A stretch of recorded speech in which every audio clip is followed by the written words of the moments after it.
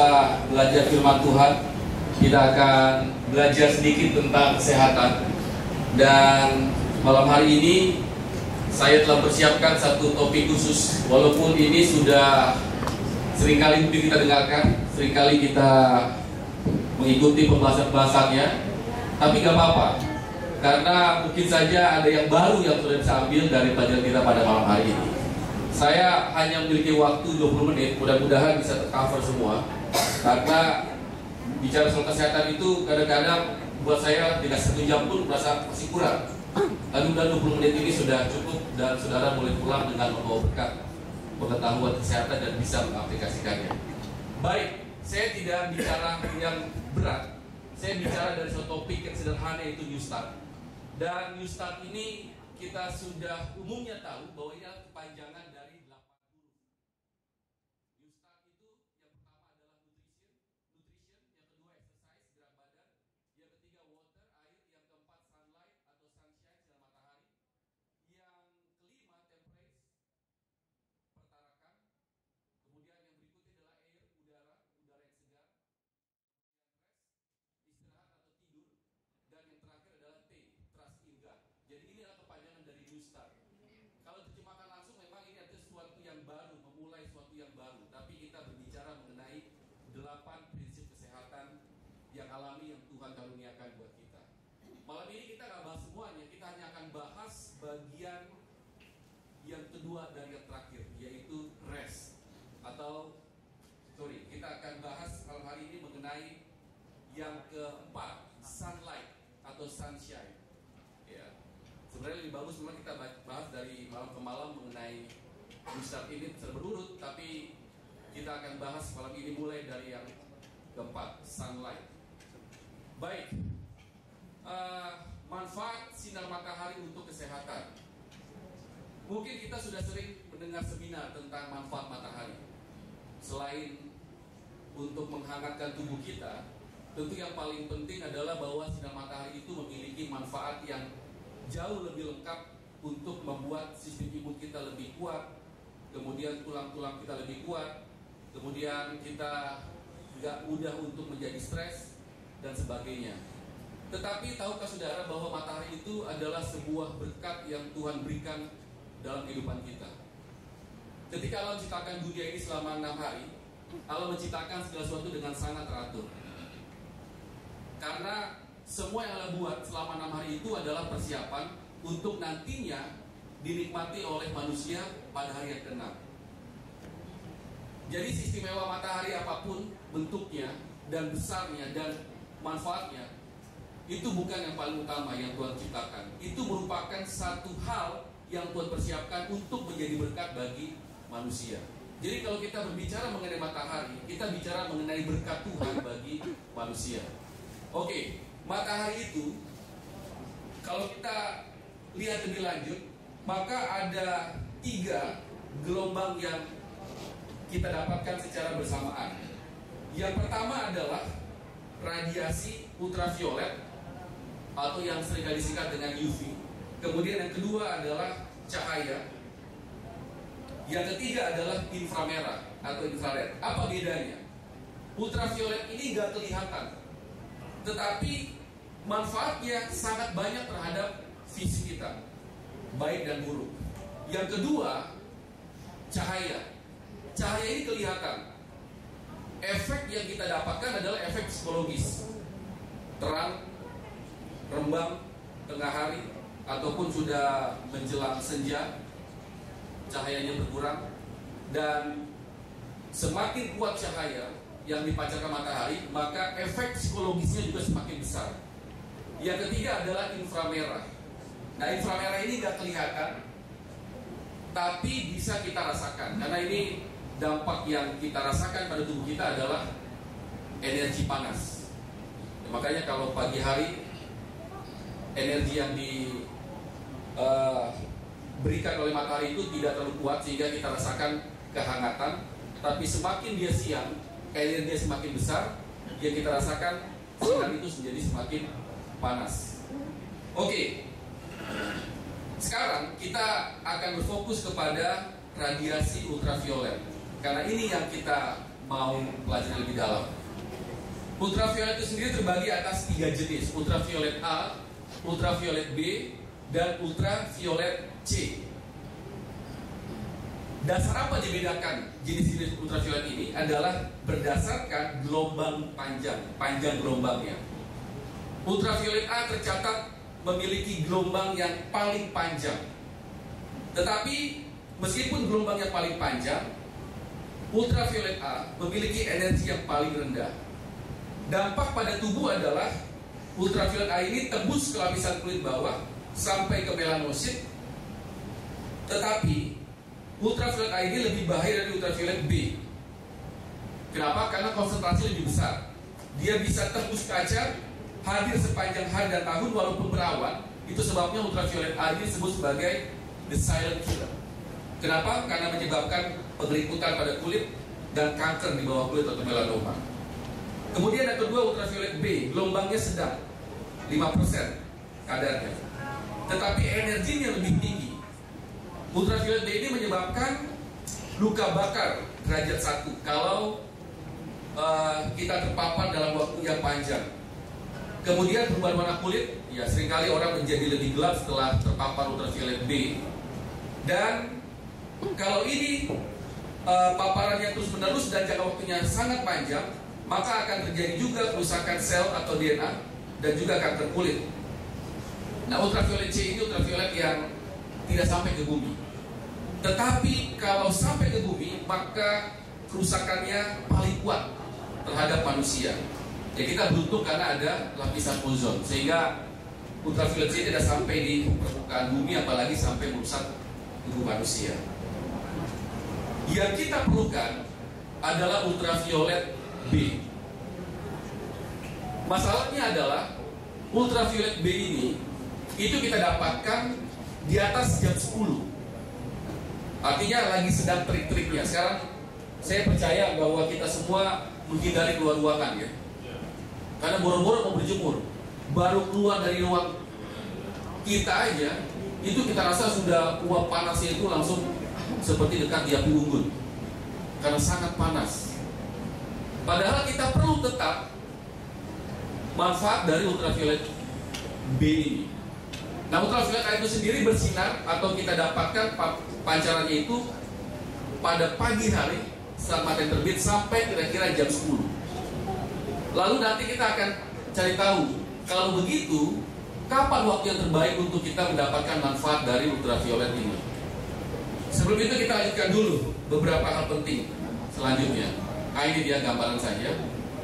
Kita nggak akan lebih lanjut lagi di sini. Radiasi ultraviolet itu memiliki dua dampak. Yang pertama adalah dampak berbahaya atau negatif. Yang kedua tentu dampak positifnya. Kenapa berbahaya? Karena tadi ultraviolet ini seringkali memberikan dampak yang merugikan terhadap kulit manusia. Terjadi kanker kulit, penuaan, kemudian kulit menjadi lebih gelap, terbakar, kemudian penekanan kekebalan tubuh, pada mata terjadi katarak, dan juga hal-hal yang lain yang terjadi di sekitar kulit dan bagian tubuh kita di permukaan. Ini dampak negatifnya, berbahaya. Tetapi di balik bahayanya, kita tetap butuh ultraviolet ini. Kenapa? Karena ada manfaat yang paling penting di sana yang kita perlukan. Seringkali orang salah kaprah. Orang pikir kalau dia berjemur, maka dia akan dapatkan vitamin D. Enggak. Matahari tidak memberikan vitamin D pada tubuh kita. Karena vitamin D itu datang dari makanan yang kita makan dalam bentuk vitamin D3.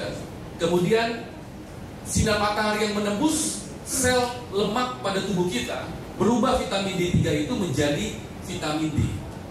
Vitamin D itu sendiri kita perlukan untuk menjadi pintu masuk bagi kalsium ke dalam tulang pada tubuh kita. Jadi kita asup suplemen kalsium sebanyak apapun, tetapi kalau kita tidak memiliki vitamin D yang cukup, maka kalsium itu tidak berguna, tidak akan masuk ke tulang kita. Itu sebab kita perlu vitamin D. Vitamin D sekali lagi bukan dari matahari, tapi dari apa yang kita makan. Dan artinya adalah bahwa kadar vitamin D itu bukan ditentukan semata-mata hanya dari berapa lama kita berjemur, tapi dari apa yang kita makan. manfaat yang kita dapatkan tentu yang pertama tulang kita akan lebih kuat. Kemudian menghasilkan juga endorfin, ini yang membuat kita lebih rileks, kita nggak gampang stres. Kemudian melindungi dari multiple sclerosis. Bagi mata, ketika paparannya cukup dan tepat, maka pengaruhnya akan sangat baik. Kenapa? Karena tubuh kita itu punya namanya ritme sirkadian, mengatur kapan waktu kita bangun, kapan waktu kita tidur, dan sinar mata itu membantu kita. Saudara, kalau kita pergi ke negara yang berbeda waktu, banyak orang mengalami jet lag, dan ada orang yang sakit kepala dan sebagainya, kemudian masalah-masalah lainnya. Tapi untuk mempercepat pemulihan, nggak ada obat yang paling mujarab selain dari sinar matahari. Makanya begitu misalnya saudara pergi ke negara berbeda waktu seperti di Amerika, untuk cepat mengatasi jet lag itu, ketika sampai di Amerika, usahakan pada saat siang hari saudara kena paparan matahari, supaya cepat tubuh itu beradaptasi untuk mengatur waktunya, ritme sirkadiannya. Ini manfaatnya yang kita bisa dapatkan. Nah, serotonin antidepresi, sinar matahari yang terpancar kemudian terpapar ke tubuh kita, diserap oleh mata, men-trigger dari kawasan retina, kemudian itu dikirimkan sinyal ke otak, dan otak menghasilkan memproduksi hormon serotonin, dan hormon inilah yang membuat kita bisa memberikan perlawanan terhadap depresi. Makanya orang yang hidup di daerah matahari yang cukup, biasanya dia akan mudah untuk melawan depresi. Tapi orang yang kurang sinar matahari, ya di daerah-daerah yang 4 musim, apalagi yang sinar matahari yang sangat sedikit seperti di benua Eropa, kecenderungan untuk depresi itu lebih tinggi. Makanya ketika musim dingin tiba di mana matahari sangat singkat, banyak orang yang depresi dan bahkan tingkat bunuh diri menjadi lebih tinggi. Itu sebabnya waktu musim dingin, maka dianjurkan mereka untuk menggunakan suplemen vitamin D untuk menutupi kekurangan vitamin D yang didapatkan dari bantuan sinar matahari tadi. Nah, musim dingin, sinar matahari kurang, gangguan afektif, musiman, depresi berat, perlu terapi cahaya. Dan kemudian ketika gelap, matahari tidak ada, mata akan menangkap, kemudian dikirimkan sinyal ke otak, kemudian produksi melatonin, dan ini kita perlukan sehingga kita bisa tidur dengan nyenyak. Manfaat yang lain adalah kekuatan tulang. Apa yang bisa kita dapatkan adalah bahwa studi tahun 2008 menemukan bahwa efek ultraviolet B pada kulit, hasilnya adalah orang dengan pakaian renang 30 menit kena sinar matahari, produksi vitamin D-nya akan tinggi. Bagi orang kulit putih 30 menit saja dia kena matahari, maka proses sintesa vitamin D3 atau vitamin D itu sebanyak 50.000 IU. Bagi orang yang kulitnya lebih gelap atau sawo matang seperti kulit kebanyakan dari orang Indonesia, ketika 30 menit terpapar sinar matahari, maka produksi vitamin D pada tubuhnya itu berjumlah 20.000 sampai 30.000 IU, international unit. Kemudian orang yang kulitnya lebih gelap, ya seperti saudara kita dari daerah Papua yang kulitnya lebih gelap, maka 30 menit yang sama terpapar dari paparan matahari, maka produksi vitamin D pada tubuhnya itu hanya 8.000 sampai 10.000. Artinya semakin terang kulit kita, semakin kita membatasi waktu terpapar sinar matahari. Semakin gelap kulit kita, semakin panjang waktu kita untuk terpapar sinar matahari supaya dapat manfaat vitamin D yang cukup. Ini dia sintesis vitamin D. Radiasi ultraviolet B menembus kulit. Ini prosesnya merubah provitamin D3 menjadi D3, tetapi tidak mungkin orang menjadi overdosis karena vitamin D dari paparan sinar matahari. Banyak orang takut, kebanyakan vitamin D dari matahari nanti saya overdosis. Enggak pernah ada orang overdosis karena berjemur sinar matahari, overdosis vitamin D. Kemudian, bagaimana kita mengukur vitamin D? Kita nggak bisa secara manual, kita harus pergi ke lab untuk periksa dari darah kita bisa tahu. Yang menarik adalah seharusnya orang yang tinggal di daerah khatulistiwa seperti kita di Indonesia ini, kita nggak kekurangan vitamin D karena paparannya sepanjang waktu dari Januari sampai Desember. Kita hanya 2 musim. Tapi masalahnya adalah penelitian menyebutkan justru orang Asia orang yang tinggal di daerah Khatulistiwa yang matahari sepanjang waktu adalah orang-orang yang paling banyak kekurangan vitamin D. Kenapa? Karena takut terpapar matahari, karena panas dan sebagainya. Termasuk mungkin kita juga. Kita lebih senang bersembunyi di balik bangunan rumah, di balik payung, di dalam mobil, karena takut hitam dan kepanasan. Padahal disitulah manfaat yang kita bisa dapatkan lebih banyak dibandingkan dengan mereka yang hidup di 4 musim. Yang berikut adalah anti kanker.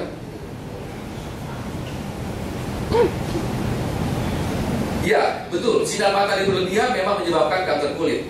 Tetapi ketika sinar matahari itu kita dapatkan secara moderat, secara cukup, maka ini justru akan melindungi kita dari berbagai jenis kanker tertentu, seperti kanker usus, kanker kolon, kanker limfoma, ovarium, pankreas, dan prostat.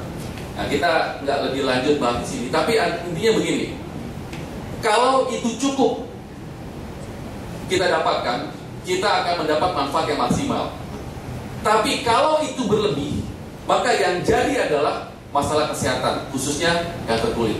Jadi memang Tuhan sudah berikan dan atur sedemikian rupa supaya kita cukup. Masalahnya kita yang suka berlebihan, termasuk juga berlebihan dalam mendapatkan sesuatu yang baik sekalipun akhirnya menjadi masalah kesehatan. Kemudian bagaimana manfaat terhadap gangguan kulit? WHO menggunakan pengobatan ultraviolet untuk gangguan kulit seperti psoriasis, eczema, icterus, jerawat. Tentu sekali lagi ini dalam kadar moderat, tidak berlebihan, tetapi cukup. Kemudian rheumatoid arthritis, beberapa jenis penyakit lupus, autoimun, penyakit radang usus, inflammatory bowel disease. Kemudian tiroiditis dan TBC. Ini kalau TBC sudah pasti, karena bakteri-bakteri TBC itu mati ketika kena sinar matahari. Makanya banyak kasus TBC terjadi di daerah yang padat penduduk, di mana sinar matahari kurang. Penyebaran TBC sangat cepat. Tapi mereka yang hidup di daerah terbuka, sinar matahari cukup, biasanya kasus TBC juga lebih sedikit. Kalau ada kasus TBC, maka akan cepat bisa diatasi. Yang berikut, sudah pasti vitamin sinar matahari ini akan memberikan perlindungan terhadap flu. Beberapa penelitian menyebutkan tingkat sinar matahari tinggi ketika musim flu terjadi, maka kejadian flu itu tidak terlalu parah. Tapi sebaliknya, ketika matahari itu tidak banyak waktu yang memancarkan sinar matahari itu, kemudian terjadi musim flu, maka kejadian flu itu menjadi parah. Ini satu penelitian yang membuktikan bahwa sinar matahari berperan penting terhadap flu itu menjadi parah atau menjadi tidak parah. Lalu pertanyaannya, keseimbangan berjemur dan suplemen. Seberapa waktu yang diperlukan untuk berjemur? Terlalu banyak berjemur, sekali lagi ini menyebabkan kerusakan pada kulit, risiko kanker. Terlalu sedikit, manfaatnya nggak kita dapatkan. Jadi kita perlu cukup. Beberapa ahli menyarankan naikkan suplemen vitamin D, tapi beberapa menyarankan naikkan sedikit paparan sinar matahari. Oke, kalau begitu, berapa waktu yang cukup untuk berjemur sinar matahari? Tentu tadi kita sudah lihat, misalnya dari warna kulit, semakin dia terang warna kulitnya, maka waktu diperlukan hanya lebih sedikit. Tapi semakin gelap warna kulitnya, dia perlu waktu yang lebih panjang. Tapi kalau kita rata-rata kulit sawo matang, tidak terlalu terang, tidak terlalu gelap, maka waktu yang kita perlukan adalah waktu yang tengah-tengah. Nanti kita akan lihat berapa waktu yang diperlukan. Pertanyaannya adalah jam berapa sinar matahari yang baik? Ini yang penting dari apa yang kita baca malam hari ini. Banyak orang berdebat dan gak habis perdebatan ini. Banyak yang katakan, oh berjemur itu pagi sebelum jam 9. Banyak yang katakan, oh nanti jam 11 sampai jam 1. Ada yang katakan nanti sore setelah jam 3. Kuncinya begini, gak ada waktu yang pasti untuk memastikan bahwa ini yang terbaik, karena itu akan bergantung sekali kepada di mana kita berada. Kalau di daerah khatulistiwa seperti Indonesia, Maka hati-hati terhadap paparan sinar matahari di tengah hari bolong, di panas terik, hati-hati karena pancaran ultraviolet itu sangat kuat. WHO menyarankan bahwa paparan yang diperlukan itu hanya 5 sampai 15 menit ketika kita berjemur, dan hanya perlu 2 sampai 3 kali seminggu. Kalau itu sudah kita lakukan, maka kebutuhan untuk paparan sinar matahari yang menghasilkan vitamin D melalui proses sintesa tadi cukup. Jadi nggak perlu lebih-lebih, nggak perlu berjam-jam. Dan berjemur itu harus terbuka. Kalau berjemur pakai topi, pakai tangan panjang, pakai masker, nggak ada gunanya, karena paparannya nggak didapatkan oleh kulit kita. Jadi anjuran, kalau lebih 15 menit baru kita pakai perlindungan seperti sunscreen, kemudian topi, baju, kacamata ultraviolet untuk melindungi kulit dan mata kita. Indonesia, kapan waktu yang terbaik? Bukan waktu yang paling tepat, tapi waktu yang terbaik untuk berjemur. Kuncinya begini, UV index ini menentukan apakah kita punya dapat manfaat yang baik atau justru yang merugikan. Skalanya 1 sampai 11. 1 sampai 2 itu low, 3 sampai 5 moderate, 6 sampai 7 high, 8 sampai 10 very high, dan 11 ekstrim. Rata-rata kita setelah jam 10 siang, 10 pagi, maka UV index itu sudah di atas angka 10. Dan ini sangat berbahaya. Tapi di saat itulah UVB bisa kita dapatkan. Ini masalahnya. Mau dapat UVB, tapi resiko terbakar dengan kulit lebih besar. Yang menarik adalah ada rupanya celah waktu yang kita bisa dapatkan di mana indeksnya itu masih moderate, tetapi kita sudah dapatkan manfaat dari UVB. Dan waktu itu adalah di antara jam 9 sampai jam 10. Jadi ini sudah disampaikan oleh Ikatan Dokter Kulit Indonesia, Perdoski, ketika ini berbicara pertanyaan mengenai jam berapa waktu yang tepat. Jadi celah waktu yang terbaik untuk berjemur itu adalah antara jam 9 sampai jam 10. Kenapa? Waktu itulah indeks UV masih di moderate, tetapi peralihan dari UVA ke UVB sudah dimulai. Jadi kita dapat manfaat UVB, tetapi kita juga masih berada di UV index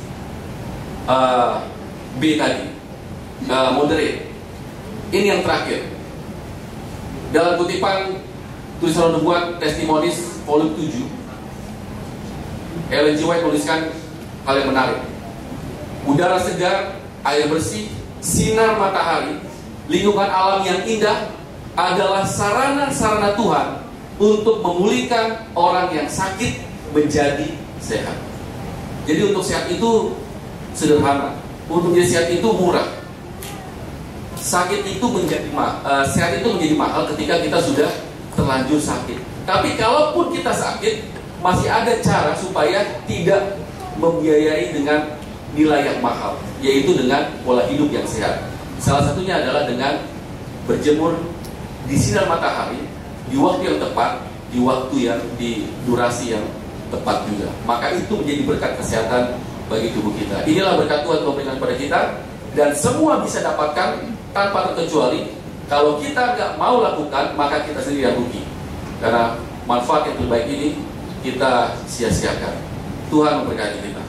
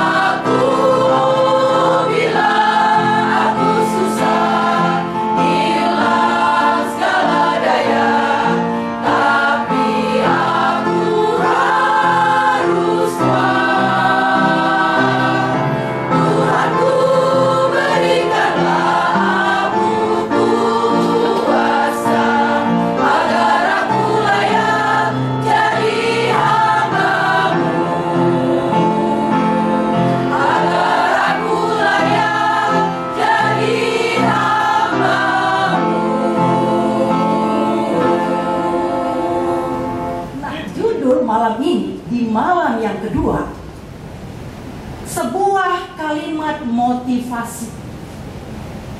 Jangan hilang pengharapan. Kita semua yang hadir di sini tentu berharap bahwa pengharapan kita akan selalu dipanaskan, tidak mau kendor. Itulah sebabnya pada malam ini kita hadir di sini. Saudara sekalian, kenapa? Mengapa pengharapan itu jangan sampai hilang?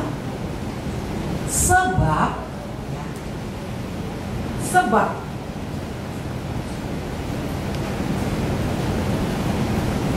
karena kedatangan Yesus yang kedua kali untuk menjemput kita dan mengakhiri semua persoalan kita di dunia ini adalah pasti. Kedatangan Yesus itu pasti. Meski kita nggak tahu kapan. Ya. Itulah sebabnya jangan pernah hilang pengharapan. Lalu apa lagi? Keselamatan melalui Yesus adalah pasti juga. Kemudian, karena janji akan menyertai kita sampai kepada akhir zaman, karena Dia adalah Immanuel, janjinya pasti juga. Bicara mengenai Yesus, semuanya adalah kepastian. Itulah sebabnya saudara-saudara sekalian, jangan sampai hilang pengharapan.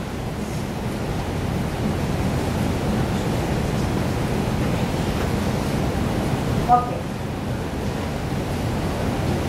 Kekristenan itu adalah sebuah kepastian.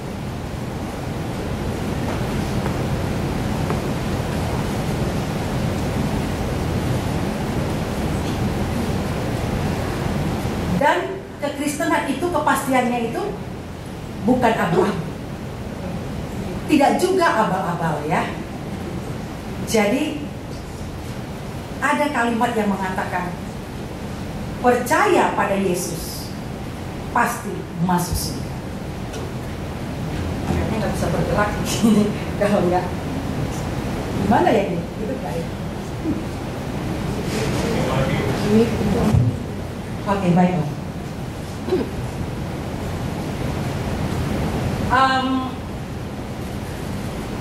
Mengapa hanya Yesus jalan menuju keselamatan?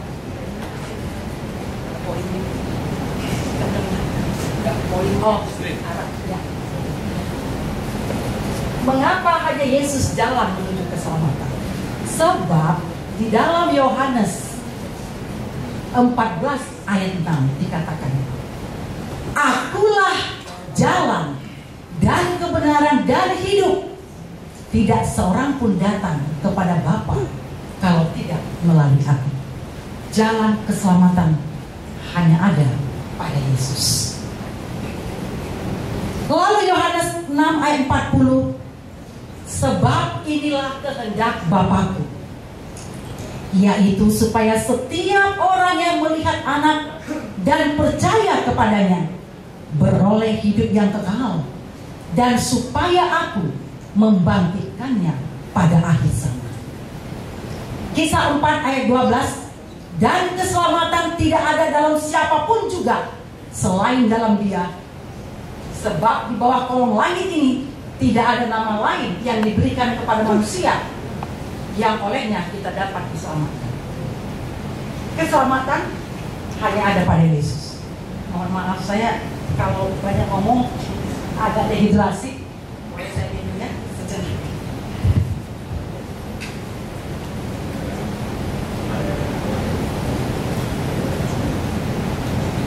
Oke. Lalu ada banyak jalan menuju binasa, tapi hanya ada satu jalan keselamatan. Semua manusia itu telah berbuat dosa,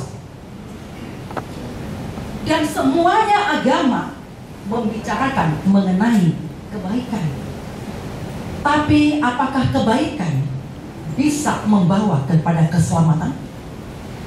Tidak ada yang bisa membawa kepada keselamatan kecuali melalui Yesus. Hanya Yesuslah satu-satunya jalan kepada keselamatan. Sebab kata firman Tuhan,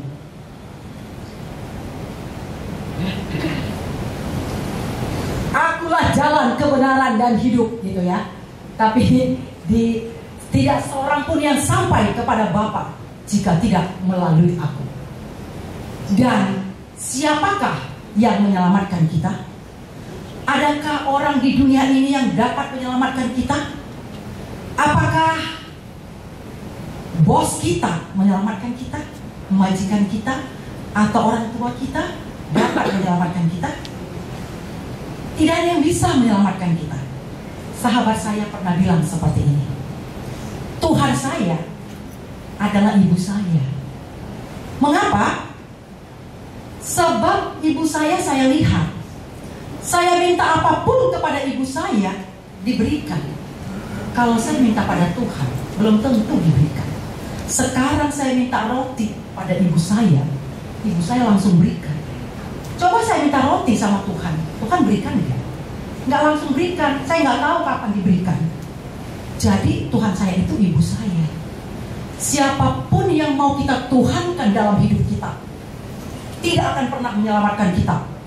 Yang bisa menyelamatkan kita satu-satunya adalah Yesus. Dan Yesuslah yang telah mengorbankan hidupnya untuk menyelamatkan kita. Itu tertulis di dalam Yohanes 3 ayat 16. Kita semua tahu ayatnya.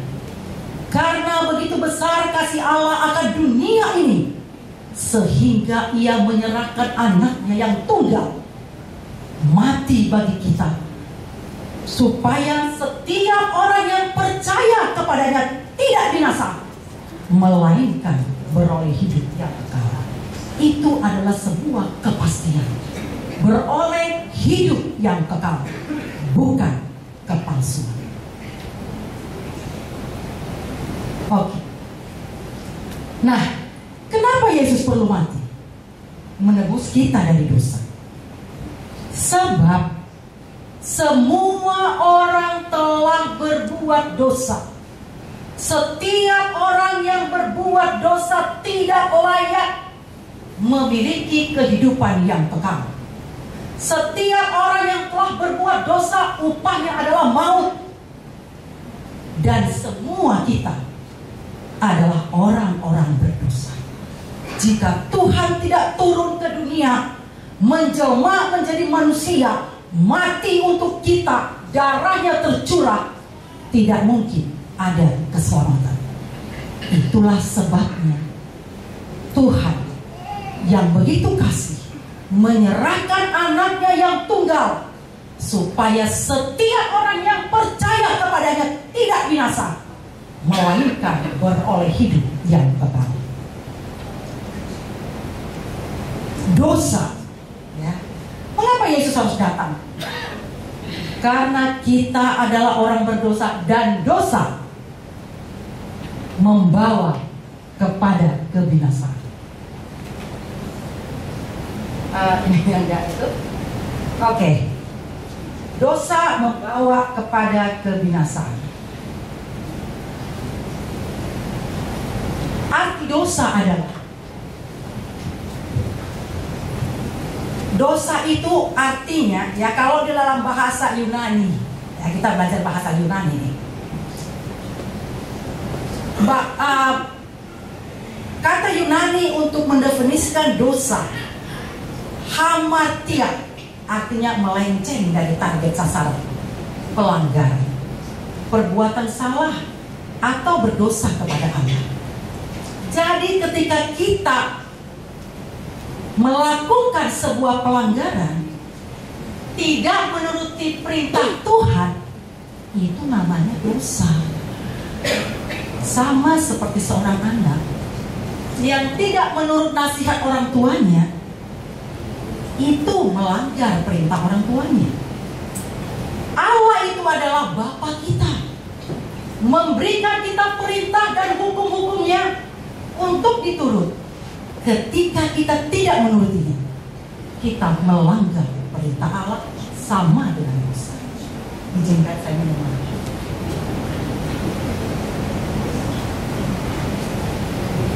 Lalu yang berikutnya, definisi dosa. Adikya, gitu ya bahasa Yunani, artinya kejahatan, kelaliman, atau ketidakadilan. Setiap manusia yang melakukan kejahatan, kelaliman, ketidakadilan, itu adalah pelanggaran firman Tuhan. Itu adalah dosa. Lalu anomia, artinya kedurhakaan. Setiap orang yang mendurhaka, dia melakukan dosa. Tahukah saudara arti durhaka? Pasti tahu ya, kalau orang tua pastinya tahu, karena ada cerita anak durhaka. Anak yang tidak mengakui orang tuanya adalah anak durhaka. Seseorang yang tidak mengakui Allah itu adalah yang pengasih, yang pencipta langit dan bumi, dia mendurhaka. Itu adalah dosa. Oke. Lalu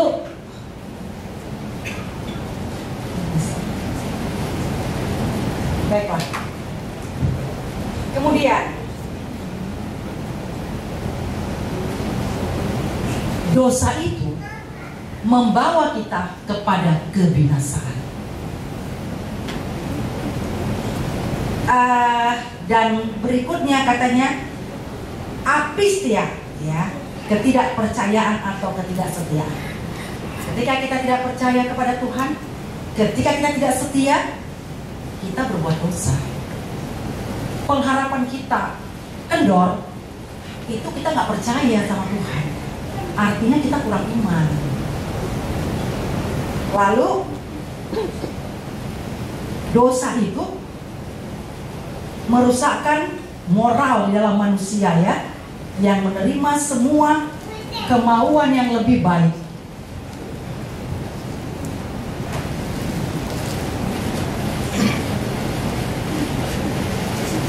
Oke. Dosa juga menjadi kerusakan moral di dalam manusia yang menentang semua kemauan yang lebih baik dalam diri mereka. Dosa menyebabkan kita senang melakukan ketidakadilan dan juga menyenangi tindakan jahat kepada orang lain. Roma 1 ayat 21 sampai 32, di sana jelas tertulis, ya. Dosa juga merupakan kuasa yang memperbudak dan merusak.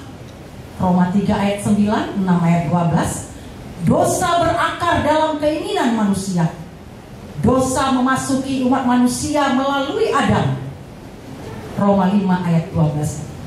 Pertama kali dosa itu, yang pertama kali berdosa, orang yang pertama kali berdosa adalah Adam.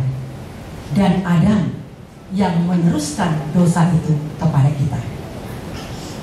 Lalu dosa memasuki umat manusia melalui Adam mempengaruhi semua orang, mengakibatkan hukum ilahi, mendatangkan kematian jasmani dan rohania, dan hanya dapat dilenyapkan sebagai satu kekuatan oleh iman kepada Kristus dan karya penebusannya. Dosa mendatangkan kematian jasmani. Itulah sebabnya tadi Yohanes 3 ayat 16 berkata, karena begitu besar kasih Allah akan dunia ini. Karena kalau Tuhan tidak datang ke dunia ini menebus kita dari dosa, maka kita akan memiliki kematian yang kekal dan tidak pernah punya pengharapan untuk masuk ke dalam kerajaan surga.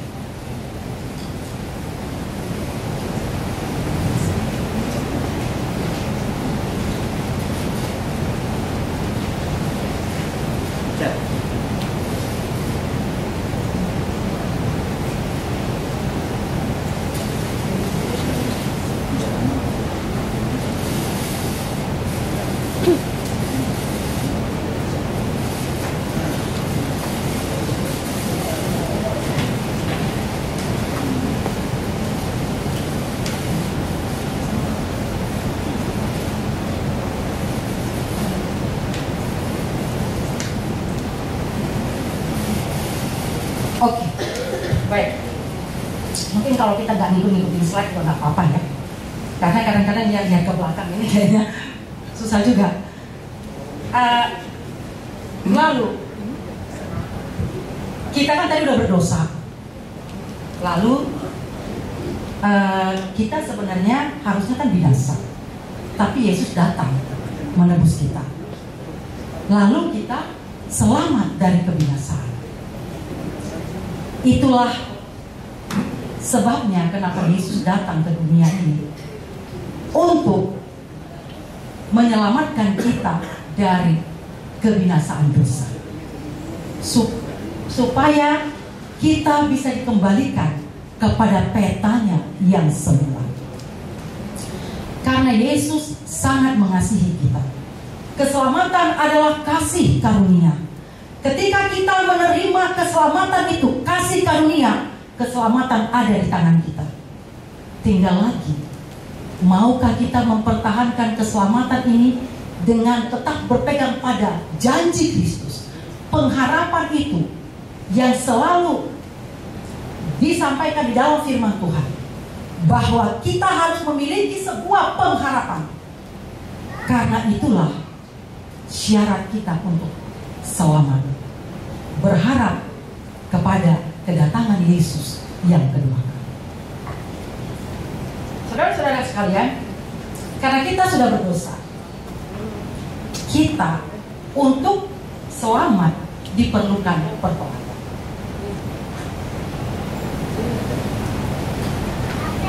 Seseorang yang tidak bertobat, meninggalkan dosa. Tadi kita sudah belajar mengenai definisi dosa.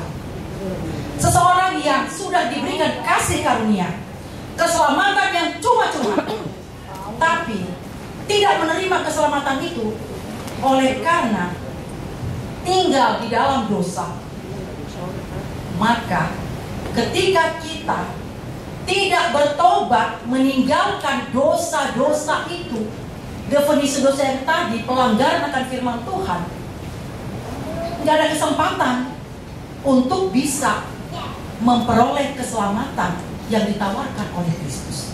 Sebab keselamatan memiliki juga syarat penurutan akan firman Tuhan.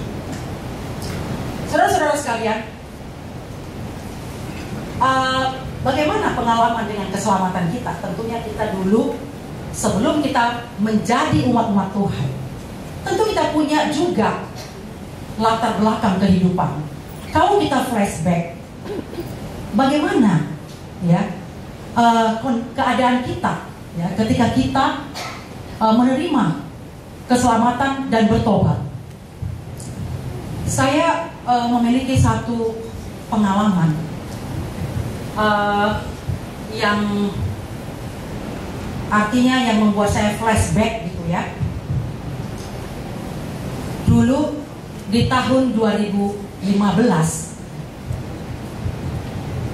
waktu saya pacaran dengan suami saya, dia bilang, waktu kami pacaran, dia bilang salah satu cita-citanya adalah traveling around the world, keliling dunia.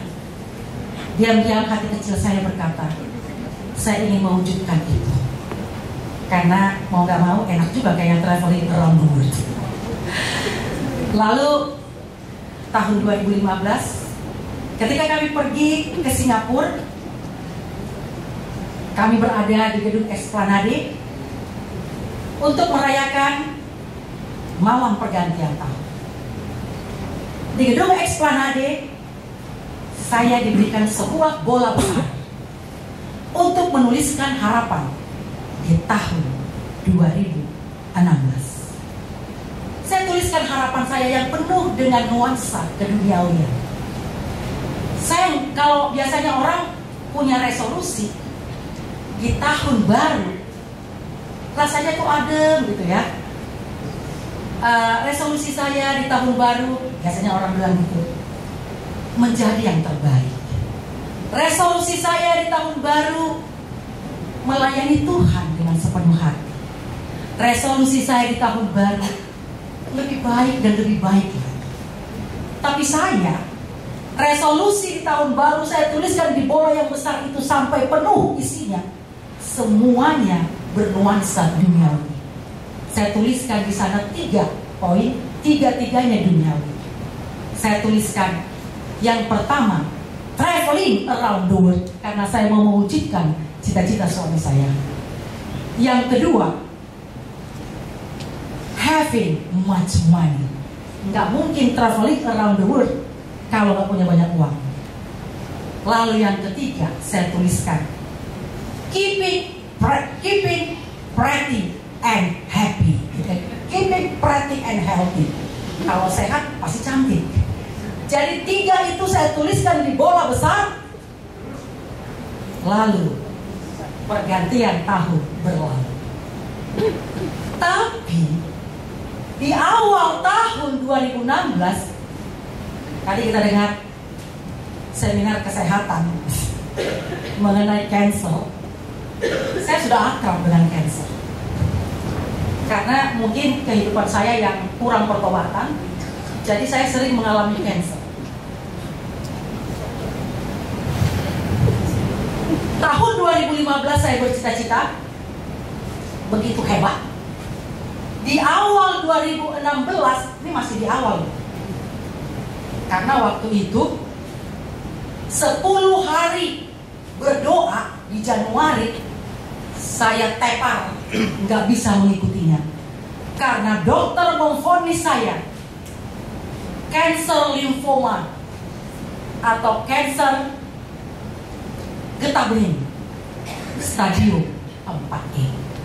Dunia rasanya runtuh. Lalu saya berpikir, resolusi saya traveling around the world. Ternyata saya cuman rumah dan rumah sakit, jalan pun nggak bisa, harus dipapah dan pakai kursi roda. Lalu saya bilang saya having much money, tapi justru di tahun 2016 saya tidak punya uang, habis buat berobat. Lalu yang ketiga saya katakan keeping healthy and pretty. Disitulah kondisi saya paling buruk, karena saya drop, kurus sekali, dan ya kalau orang kurus sekali ceking gitu ya nggak mungkin juga pretty. Dan saya nggak kemana-mana karena rambut saya botak. Terus saya berkata pada Tuhan, Tuhan ngeri banget ya saya seperti ini. Tapi saya berpikir saya masih punya pengharapan. Selama saya setia kepada Tuhan, saya mau mengabdikan hidup saya untuk sebuah pelayanan. Saya percaya Tuhan akan menerima saya dan akan menolong saya. Lalu saya pun dijadwalkan untuk ke rumah sakit operasi. Saya waktu itu dioperasi, dibuang usus saya sepanjang 34 cm, dan perjuangan sangat luar biasa. Tapi untuk kemoterapi diperlukan operasi pemasangan kemoport. Ketika kemoport dipasang, dalam keadaan saya merasa sangat-sangat tidak berdaya. Saya nggak punya sesuatu hal lagi kecuali saya memandang kepada Yesus. Saudara tahu, ketika kita dalam kondisi yang sangat buruk pun, ketika kita memandang pada Yesus, wajah kita bersinar. Saya tahu itu dari mana. Ketika saya dari ruangan operasi dibawa kepada ruangan, habis dioperasi bawa kepada ruangan masih intensive care ya namanya itu. Apa sih? Pokoknya dari ruangan itu belum ke ruangan biasa, masih isolasi ya. Seorang koas mendekati saya lalu berkata, "Ibu, histori penyakit ibu saya lihat begitu serius dan menakutkan. Tetapi wajah ibu sangat berseri-seri. Padahal penyakit ibu sangat menakutkan. Apa yang telah terjadi?" Lalu saya katakan, karena saya percaya bahwa Yesus akan menyembuhkan saya, jadi saya nggak perlu merasa takut. Oh begitu. Lalu dia pergi meninggalkan saya. Kemudian yang lain memasangi saya infus dan lain sebagainya. Tapi beberapa menit kemudian dia membawa bangku, dia datang duduk dekat saya. Lalu dia bilang, "Bu, tadi ibu bilang bahwa Yesus akan menyembuhkan ibu." Saya bingung mengenai Yesus. Karena setiap kali orang masuk di rumah sakit ini, ketika penyakitnya sangat serius seperti ibu, mereka akan bilang Tuhan tidak adil. Tuhan itu kejam, memberikan penyakit, memberikan penderitaan. Tuhan itu sangat kejam. Tuhan tidak adil. Lalu saya katakan kepadanya, penyakit tidak dibuat oleh manusia.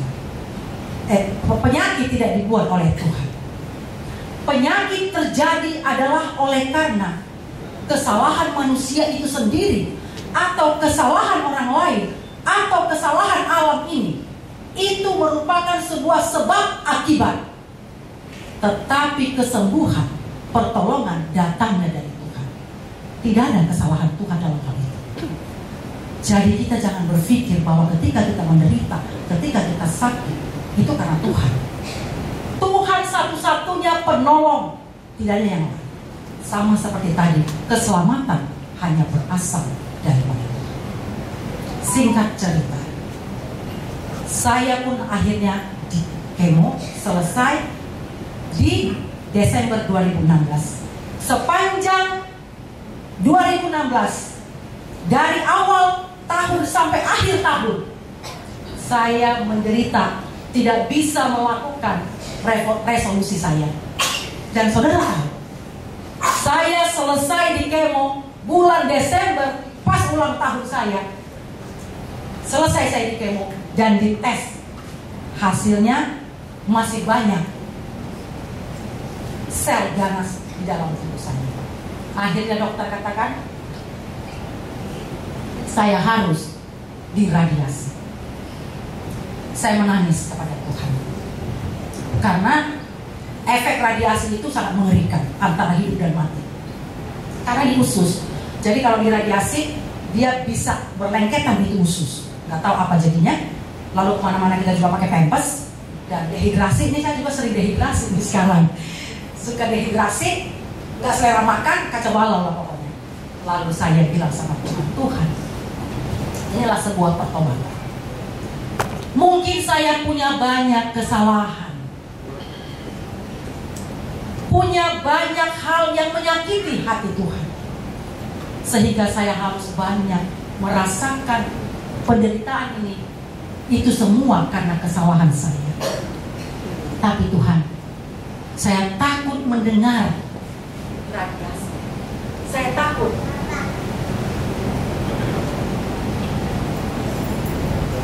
Apakah saya bisa menjalaninya atau tidak?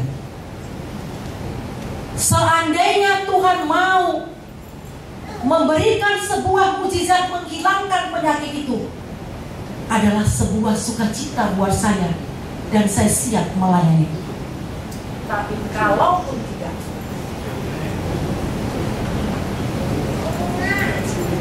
saya meniru Sadrak, Mesak, dan Abednego.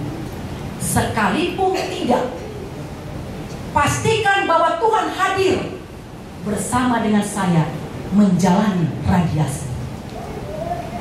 Dan setiap doa yang ditujukan untuk menyerahkan diri kepada Tuhan, jawabannya akan dengan segera. Saya pun dipersiapkan untuk diradiasi. Ketika saya setelah berdoa, saya pasrah pada Tuhan, saya merasakan beban itu ringan. Dan saya tidak lagi punya rasa takut. Saya hadapi semua dengan hati yang penuh keberanian, karena saya tahu Yesus pasti hadir. Apakah dia menolong saya menghilangkan penyakit, ataukah dia menolong saya menghadapi semuanya itu? Tapi puji Tuhan, hasilnya suster bilang sama suami saya, apa sih penyakit ibunya? Kok mau diradiasi? Loh, Itu kan hasilnya ada. Hasilnya baik, nggak ada apa-apa, ibunya sehat. Lalu kami bawa hasil itu kepada dokter yang mau meradiasi. Dia bilang, saya seperti makan buah si malakama. Di satu sisi saya diperintahkan untuk meradiasi, tetapi saya apanya yang saya mau radiasi? Tapi ibu, saya tidak percaya dengan hasil RSCM.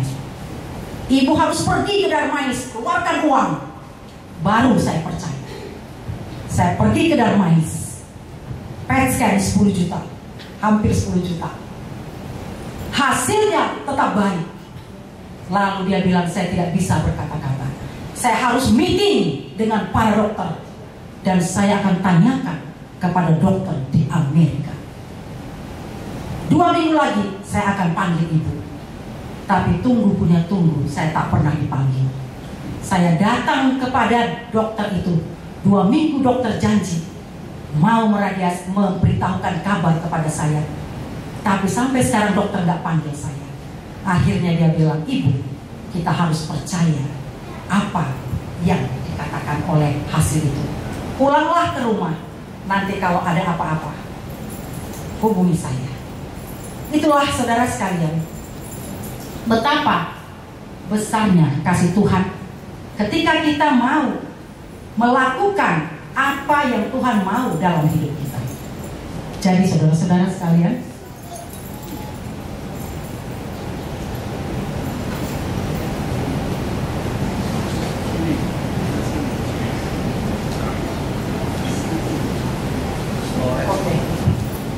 jadi oke, saudara sekalian, karena waktu juga berbicara katanya maksimal 40 menit.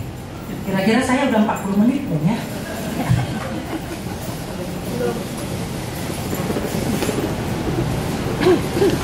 Oke, kita udah sampai tadi pada pertobatan.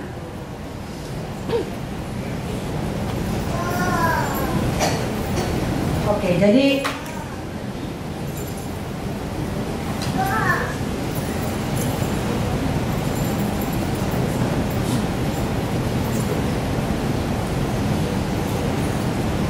saudara-saudara sekalian, ya, kehidupan seorang Kristen itu nggak boleh statis. Kita nggak boleh rata aja hidup kita. Tuhan sudah lakukan begitu banyak pengorbanan. Tuhan sudah lakukan banyak sekali hal di dalam kehidupan kita. Lalu kita biasa aja, statis aja, rata aja, nggak peduli dengan keadaan orang lain, nggak mau tahu dengan jiwa-jiwa yang membutuhkan keselamatan. Itu bukanlah seorang Kristen. Seorang Kristen harus merasa iba dengan kondisi saudara-saudara kita yang belum mengenal kebenaran. Itulah yang Yesus sampaikan kepada kita, sebuah misi yang harus kita lakukan untuk ikut terlibat memberitakan Injil, mencari jiwa-jiwa. Ketika kita memberitakan Injil, maka pengharapan kita pun dihangatkan. Nggak mungkin kita memberitakan Injil tapi pengharapan kita hampir kendor. Nggak mungkin. Seorang yang mengabarkan Injil, semangatnya sedang berkobar-kobar. Jadi saudara-saudara sekalian, dengan merenung-renungkan kemuliaan Allah serta mengarahkan mata kita kepada keindahan tabiat Kristus, maka kita diubahkan serupa dengan gambarnya, adalah kemuliaan yang besar. Itu tertulis dalam 2 Korintus 3 ayat 18. Jangan pernah hilang harapan. Itu kata-kata kalimat motivasi ya. Saudara-saudara, anggap saya sedang memotivasi. Jangan pernah hilang harapan saat kita jatuh dan berdosa. Ada banyak orang ketika berdosa, gua udah gak ada harapan, udahlah tinggalin aja lah gereja, ngapain lagi, pasti Tuhan gak mau terima saya. Ketika abang saya ditinggalkan oleh anaknya, dia mengutuki Tuhan, seolah-olah merasa bahwa Tuhan itu jahat, kejam, tidak adil. Lalu kemudian mungkin dia sudah mulai sadar, dia bilang sama saya, Teh, dia bilang, saya kan orang Batak panggilnya suka butet gitu ya, Teh, saya masih cocok gak sih pakai baju putih? Ya masih lah. enggak, banyak kali dosaku, aku nggak cocok pakai baju putih. Saking seperti itu kondisinya, dia rasa dia sudah sangat-sangat tidak layak. Jadi ketika kita berdosa pun, jatuh dalam dosa, Tuhan menerima kita apa adanya kita. Tuhan tetap menunggu kita. Jangan pernah hilang pengharapan. Jaga pengharapan itu tetap hangat. Semangat tetap berkobar-kobar memuji Tuhan. Karena Dia telah mati untuk kita, menebus kita dari dosa, menyerahkan hidupnya, disalib di bukit Golgota, darahnya tercurah. Sanggupkah kita menyakiti hati Tuhan dengan tidak berbuat kebaikan atau menurut kehendaknya, bahkan berbuat dosa, melakukan ketidakadilan dan lain sebagainya yang menyakiti hati sesama manusia? Sanggupkah kita melakukan itu? Sebuah janji yang sangat memotivasi, yang harus kita ingat pada malam ini dan bawa pulang, patrikan di dalam hati kita. Kemarin ada itu di slide-nya Ibu Ise Sutomo saya baca, dan itu ayat kesukaan saya. Yohanes 14. Ini ayat terakhir. Yohanes 14 ayat 1-3. Kita semua harus hafal supaya semangat kita tetap berkobar. Janganlah gelisah hatimu. Percayalah akan Allah, percaya akan aku juga. Ini perkataan Yesus. Di rumah Bapakku ada banyak tempat. Jika tidak demikian, niscaya aku mengatakannya kepadamu. Sebab aku pergi ke sana untuk menyediakan tempat bagimu. Dan bila aku telah menyediakannya, aku akan datang kembali menjemput kamu, supaya di tempat di mana aku berada, engkau pun berada. Tuhan rindu kita semua berada dalam kerajaan surga. Tuhan mau kita semua berada dalam kerajaan surga. Untuk itulah Dia telah mati. Kalau saudara tidak menerima keselamatan itu, kasih karunia, pengorbanan Yesus sia-sia, tidak ada guna Dia menderita, tidak ada guna Dia mati. Dia telah bangkit mengalahkan dosa, memberikan kita kemenangan. Di dalam Yesus ada kemenangan. Hanya Yesus satu-satunya sumber kehidupan. Hanya Yesus pengharapan kita. Jangan pernah hilang pengharapan. Kiranya Tuhan memberkati kita semua. Saya bawakan dalam nama Yesus. Amin. Betapa baiknya Engkau Tuhan, betapa besarnya kasih-Mu, kasih karunia yang telah Kau berikan menyelamatkan kami. Tapi sering sekali kami sepelekan dan kami anggap angin lalu. Kami sering sekali melupakan apa yang Tuhan inginkan dalam hidup kami. Bagaimana Tuhan mengasihi kami, seharusnya kami pun mengasihi Engkau dengan segenap hati dan jiwa kami. Karena Engkau sumber kehidupan kami, sumber kemenangan kami, dan sumber kehidupan yang kekal. Upah telah Kau sediakan bagi kami. Terima kasih Bapa untuk janji yang pasti. Biarlah kami menjadi umat-umat Tuhan yang setia mulai saat ini, menunggu kedatangan-Mu yang kedua kali dengan semangat yang berkobar-kobar. Biarlah kami tidak pernah hilang pengharapan, karena Engkau adalah Yesus yang memiliki sebuah kepastian untuk datang ke dunia ini, menjemput kami semua masuk ke dalam kerajaan surga yang Tuhan sudah sediakan untuk semua orang yang percaya dan setia kepada-Mu. Terima kasih Bapa atas kemurahan kasih. Biarlah kami selalu setia kepada Tuhan, menantikan kedatangan-Mu dan melakukan apa yang Tuhan kehendaki dalam hidup kami, agar hidup kami menjadi berkat bagi banyak orang dan menjadi terang bagi sesama manusia. Nama Tuhan dimuliakan. Sementara kami akan meninggalkan tempat ini Tuhan, biarlah Engkau bersama dengan kami. Biarlah Engkau melindungi kami sementara kami dalam perjalanan untuk tiba di rumah, agar kami boleh tidur dengan nyenyak. Besok pagi kami bangun dengan tubuh yang sehat, boleh kami beraktivitas karena Tuhan beserta dengan kami. Kemudian kami akan melanjutkan lagi KKR yang hari ketiga besok. Tuhan beserta dengan kami, hentarkan kami kembali untuk datang ke tempat ini. Roh Suci Tuhan memotivasi kami sehingga kami memiliki kerinduan untuk hadir di setiap ibadah.